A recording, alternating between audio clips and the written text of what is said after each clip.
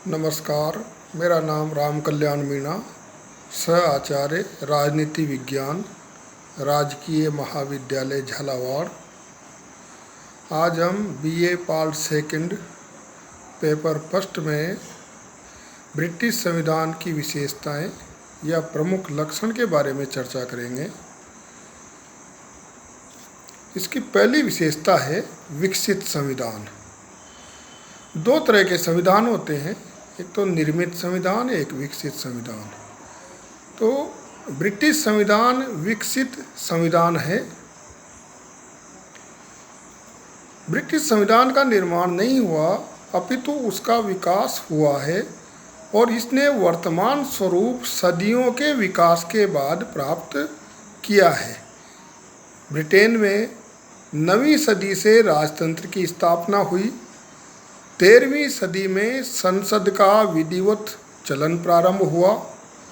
17वीं सदी में संसदीय प्रभुसत्ता की स्थापना हुई और उसके बाद का संवैधानिक इतिहास ब्रिटिश व्यवस्था के लोकतंत्रीकरण की गाथा है। इस दृष्टि से ब्रिटिश संविधान की तुलना एक ऐसे विशाल भवन से की जा सकती है जिसके विभिन्न भाग अलग अलग पीढ़ियों के प्रयत्नों का परिणाम हो। दूसरी विशेषता है अलिखित संविधान। दो तरह के संविधान होते हैं, एक तो लिखित संविधान और एक है अलिखित संविधान।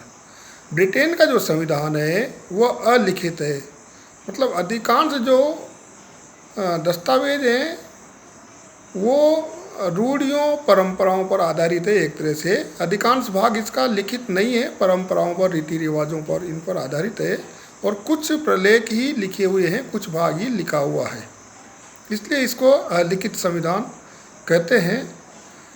वर्तमान समय में जबकि सामान्यतः ऐसा समझा जाता है कि संविधान आवश्यक रूप से एक प्रलेख के रूप में होना चाहिए, किंतु ब्रिटिश संविधान अलिखित संविधान का एकमात्र उदाहरण है।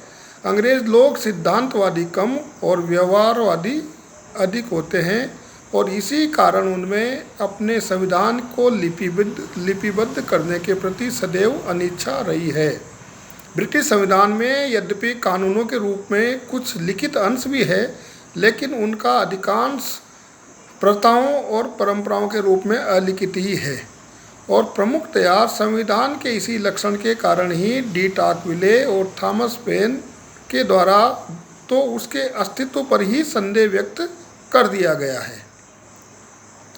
तीसरी विशेषता है लचीला या सुपरिवर्तनशील संविधान। सैद्धांतिक दृष्टि से ब्रिटिश संविधान लचीला है और ब्रिटेन में साधारण कानून और संवैधानिक कानून में कोई अंतर नहीं है, किंतु व्यवहार में ब्रिटिश व्यक्तियों की रूढ़िवादिता और सुस्थापित जनतंत्रीय परंपराओं ने संविधान की मूल व्यवस्थाओं में परिवर्तन का कार्य बहुत कठिन कर दिया है। सिद्धांत और व्यवहार में अंतर। अगली विशेषता, ब्रिटिश संविधान का एक महत्वपूर्ण लक्षण सिद्धांत और व्यवहार में अंतर है। मुनरो के शब्दों में ब्रिटिश संविधान में जो कुछ दिखाई देता है वह वास्तव में है नहीं और जो है वह दिखाई नहीं देता। यद्यपि विश्व के अन्य देशों के संविधानों में भी सैद्धांतिक स्थिति और वास्तविक स्थिति में अंतर पाया जाता है, किंतु किसी भी अन्य संविधान में सैद्धांतिक स्थिति और वास्तविक स्थिति में भेद का ये तत्व इतना प्रबल नहीं है जितना कि ब्रिटिश संविधान में है। सिद्धांत और व्यवहार में अंतर के कुछ उदाहरण भी हैं, जैसे सैद्धांतिक दृष्टि से इंग्लैंड में राजतंत्र है, किंतु व्यवहार में वहाँ पर राजतंत्र न होकर लोकतंत्र है। दूसरा, सैद्धांतिक दृष्टि से इंग्लैंड की शासन व्यवस्था में शक्ति का पृथक्करण पाया जाता है, क्योंकि वहाँ की कानून निर्माण शक्ति संसद में, कार्यपालिका शक्ति मंत्रिमंडल में और न्यायिक शक्ति न्यायपालिका में निहित है। किंतु इंग्लैंड में संसदात्मक शासन व्यवस्था है और वहाँ शक्तियों के पृथक्करण के स्थान पर शक्तियों का केंद्रीकरण या सामंजस्य देखा जा सकता है।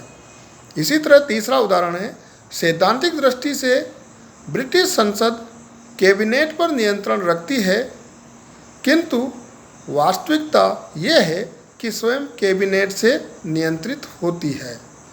सिद्धांत और व्यवहार के इस भेद के कारण ही ओग ने कहा है कि सैद्धांतिक दृष्टि से ग्रेट ब्रिटेन की शासन व्यवस्था निरंकुश राजतंत्रात्मक है, पर उसका रूप सीमित संवैधानिक राजतंत्र है और वस्तुतः वह लोकतांत्रिक गणराज्य है।